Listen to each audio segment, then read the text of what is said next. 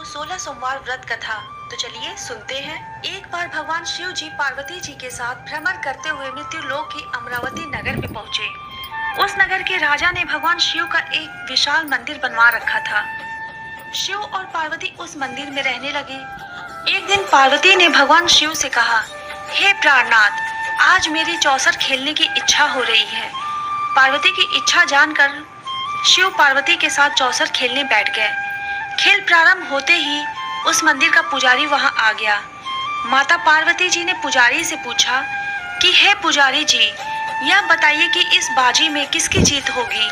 तो ब्राह्मण ने कहा कि महादेव जी की, परंतु चौसर में शिव जी की पराजय हुई और माता पार्वती जी जीत गई।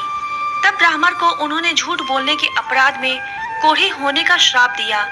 शिव और पार्वती उस मंदिर से कैलाश पर्वत लौट गए। पार्वती जी के श्राप के कारण पुजारी कोढ़ी हो गया।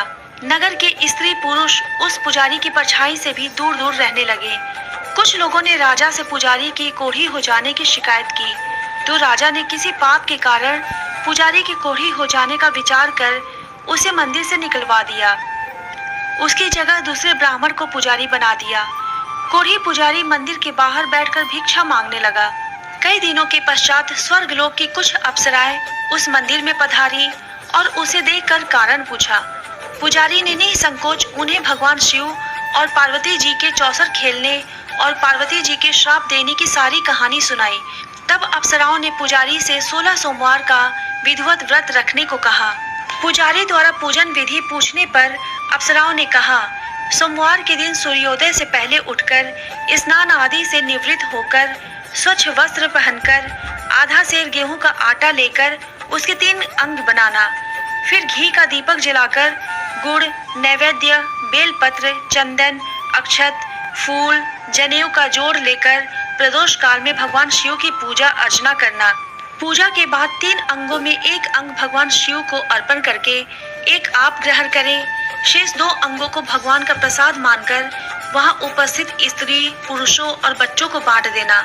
इस तरह व्रत करते हुए जब 16 सोमवार बीत जाए तो 17वें सोमवार को 1 पाव आटे की बाटी बनाकर उसमें घी और गुड़ मिलाकर चूरमा बनाना। फिर भगवान शिव को भोग लगाकर वहां उपस्थित स्त्री, पुरुष और बच्चों को प्रसाद बांट देना। इस तरह 16 सोमवार व्रत करने और व्रत कथा सुनने से भगवान शिव तुम्हारे कोढ़ को नष्ट करके तुम्हारी सभी मनोकामनाएं पूरी कर देंगे। इतना कहकर अप्सराएं स्वर्गलोक को चली गईं। पुजारी ने अप्सराओं के कथनानुसार 16 सोमवार का विधिवत व्रत किया। फल स्वरूप भगवान शिव की अनुकंपा से उसका कोढ़ नष्ट हो गया। राजा ने उसे फिर मंदिर का पुजारी बना दिया। वह मंदिर में भगवान शिव की पूजा करता आनंद से जीवन व्यतीत करने लगा। कुछ दिनों बाद पुनः पृथ्वी का भ्रमण करते हुए भगवान शिव और पार्वती उस मंदिर में पधारे। स्वस्थ पुजारी को देखकर पार्वती ने आश्चर्य से उसके रोग मुक्त होने का कारण पूछा, तो पुजारी ने उन्हें 16 सोमवार व्रत करने की सारी कथा सुनाई। पार्वती जी भी व्रत की बात सुनकर बहुत प्रसन्न हुई और उन्होंने पुजारी से इसकी विधि पूछकर स्वयं 16 सोमवार का व्रत प्रारंभ किया। पार्वती जी ने उन दिनों अपने पुत्र कार्तिकेय के नाराज होकर दूर चले जाने से बहुत चिंतित रहती थी। वे कार्तिकेय को लौटा लाने के अनेक उपाय कर चुकी थी, लेकिन कार्तिकेय लौटकर उनके पास नहीं आ रहे थे। 16 सोमवार का व्रत करते हुए पार्वती ने भगवान शिव से कार्तिकेय के लौटने की मनोकामना की। व्रत समापन के तीसरे दिन सचमुच कार्तिकेय वापस लौट आए। कार्तिकेय ने अपने हृदय परिवर्तन के संबंध में पार्वती जी से पूछा, हे माता, आपने ऐसा कौन सा उपाय किया था जिससे मेरा क्रोध नष्ट हो गया और मैं वापस लौट आया। तब पार्वती जी ने कार्तिकेय को 16 सोमवार के व्रत की कथा कह सुनाई। कार्तिकेय अपने एक ब्राह्मण मित्र ब्रह्मदत्त के परदेश चले जाने से बहुत दुखी थे। उसको वापस लौटाने के लिए कार्तिकेय ने 16 सोमवार का व्रत करते हुए ब्रह्मदत्त के वापस लौट आने की कामना प्रकट की। व्रत के समापन के कुछ दिनों के बाद मित्र लौट आया। ब्राह्मण ने कार्तिकेय से कहा, प्रिय मित्र, तुमने ऐसा कौन सा उपाय किया था जिससे परदेश में मेरे विचार एकदम परिवर्तित हो गए और मैं तुम्हारा स्मरण करते हुए लौट आया। कार्तिकेय ने अपने मित्र को भी 16 सोमवार के व्रत की कथा विधि सुनाई। ब्राह्मण मित्र व्रत के बारे में सुनकर बहुत खुश हुआ। उसने भी व्रत किया। 16 सोमवार व्रत का समापन करने के बाद ब्रह्मदत्त विदेश यात्रा पर निकला। वहां नगर के राजा हर्षवर्धन की बेटी राजकुमारी गुंजन का स्वयंवर हो रहा था। वहां के राजा ने प्रतिज्ञा की थी कि एक हथनी यह माला जिसके गले में डालेगी वह अपनी पुत्री का विवाह उसी से करेगा। ब्राह्मण भी उत्सुकतावश महल में चला गया। वहां कई राज्यों के राजकुमार बैठे थे। तभी एक सजी धजी हथनी सूंड में जयमाला लिए वहां आई। हथनी ने ब्राह्मण के गले में जयमाला डाल दी। फलस्वरूप राजकुमारी का विवाह ब्राह्मण से हो गया। एक दिन उसकी पत्नी ने पूछा, हे प्राणनाथ, आपने कौन सा शुभ कार्य किया था जो उस हथनी ने राजकुमारों को छोड़कर आपके गले में जयमाला डाल दी? ब्राह्मण ने 16 सोमवार व्रत की विधि बताई। अपने पति से 16 सोमवार का महत्व जानकर राजकुमारी ने पुत्र की इच्छा से 16 सोमवार का व्रत किया। निश्चित समय पर भगवान शिव की अनुकंपा से राजकुमारी के एक सुंदर, सुशील व स्वस्थ पुत्र पैदा हुआ। पुत्र का नामकरण गोपाल के रूप में हुआ। बड़ा होने पर पुत्र गोपाल ने भी माँ से एक दिन प्रश्न किया कि मैंने तुम्हारे ही घर में जन्म लिया, इसका क्या कारण है? माता गुंजन ने पुत्र को 16 सोमवार व्रत की जानकारी दी। व्रत का महत्व जानकर गोपाल ने भी व्रत करने का संकल्प किया। गोपाल जब 16 वर्ष का हुआ तो उसने राज्य पाने की इच्छा से 16 सोमवार का विधिवत व्रत किया। व्रत समापन के बाद गोपाल घूमने के लिए समीप के नगर में गया। वहां के वृद्ध राजा ने गोपाल को पसंद किया और बहुत धूमधाम से अपनी पुत्री राजकुमारी मंगला का विवाह गोपाल के साथ कर दिया। 16 सोमवार के व्रत करने से गोपाल महल में पहुंचकर आनंद से रहने लगा। 2 वर्ष बाद वृद्ध राजा का निधन हो गया तो गोपाल को उस नगर का राजा बना दिया गया। इस तरह 16 सोमवार व्रत करने से गोपाल के राज्य पाने की इच्छा पूर्ण हो गई। राजा बनने के बाद भी वह विधिवत 16 सोमवार का व्रत करता रहा। व्रत के समापन पर 17वें सोमवार को गोपाल ने अपनी पत्नी मंगला से कहा कि व्रत की सारी सामग्री लेकर वह समीप के शिव मंदिर में पहुंचे। पति की आज्ञा का उल्लंघन करके सेवकों द्वारा पूजा की सामग्री मंदिर में भेज दी। स्वयं मंदिर नहीं गई। जब राजा ने भगवान शिव की पूजा पूरी की तो आकाशवाणी हुई, हे राजन, तेरी रानी ने 16 सोमवार व्रत का अनादर किया है, सो रानी को महल से निकाल दे, नहीं तो तेरा सब वैभव नष्ट हो जाएगा। आकाशवाणी सुनकर उसने तुरंत महल में पहुंचकर अपने सैनिकों को आदेश दिया कि रानी को दूर किसी नगर में छोड़ आओ।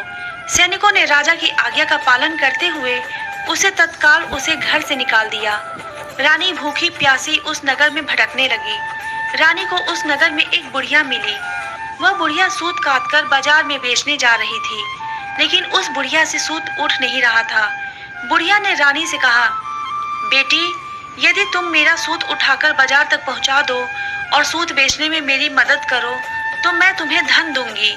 रानी ने बुढ़िया की बात मान ली, लेकिन जैसे ही रानी ने सूत की गठरी को हाथ लगाया तभी जोर की आंधी चली और गठरी खुल जाने से सारा सूत आंधी में उड़ गया। बुढ़िया ने उसे फटकार कर भगा दिया। रानी चलते चलते नगर में एक तेली के घर पहुंची। उस तेली ने तरस खाकर रानी को घर में रहने के लिए कह दिया, लेकिन तभी भगवान शिव के प्रकोप से तेली के तेल से भरे मटके एक एक करके फूटने लगे। तेली ने भी भगा दिया। भूखी प्यास से व्याकुल रानी वहां से आगे की ओर चल पड़ी। रानी ने एक नदी पर जल पीकर अपनी प्यास शांत करनी चाहिए तो नदी का जल उसके स्पर्श से सूख गया। अपने भाग्य को कोसती हुई रानी आगे चल दी। चलते चलते रानी एक जंगल में पहुंची। उस जंगल में एक तालाब था, उसमें निर्मल जल भरा हुआ था। निर्मल जल देखकर रानी की प्यास तेज हो गई। जल पीने के लिए रानी ने तालाब की सीढ़ियां उतरकर जैसे ही जल को स्पर्श किया तभी उस जल में असंख्य कीड़े उत्पन्न हो गए। रानी ने दुखी होकर उस गंदे जल को पीकर अपनी प्यास शांत की। रानी ने एक पेड़ की छाया में बैठकर कुछ देर आराम करना चाहा तो उस पेड़ के पत्ते पल भर में सूखकर बिखर गए। रानी दूसरे पेड़ के नीचे जाकर बैठी। जिस पेड़ के नीचे बैठती वही सूख जाता। वन और सरोवर की यह दशा देखकर वहां के ग्वाले बहुत हैरान हुए।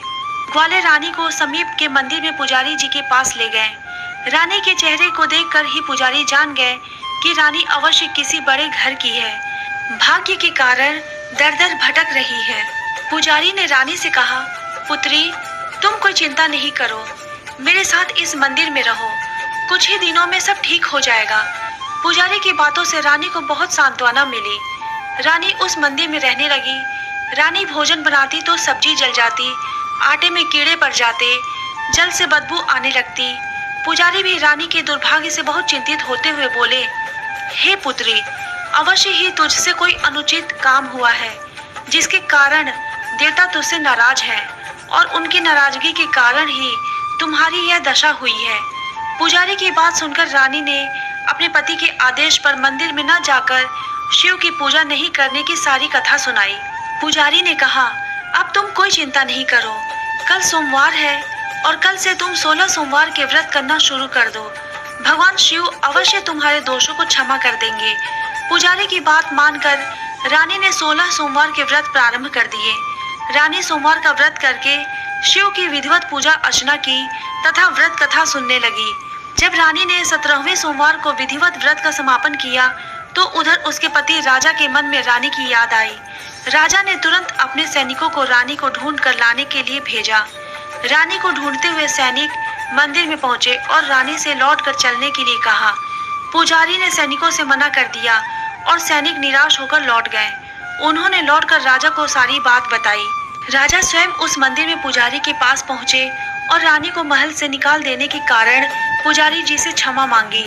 पुजारी ने राजा से कहा, यह सब भगवान शिव के प्रकोप के कारण हुआ है। इतना कहकर रानी को विदा किया। राजा के साथ रानी महल में पहुंची। महल में बहुत खुशियां मनाई गई। पूरे नगर को सजाया गया। राजा ने ब्राह्मणों को अन्न, वस्त्र और धन का दान दिया।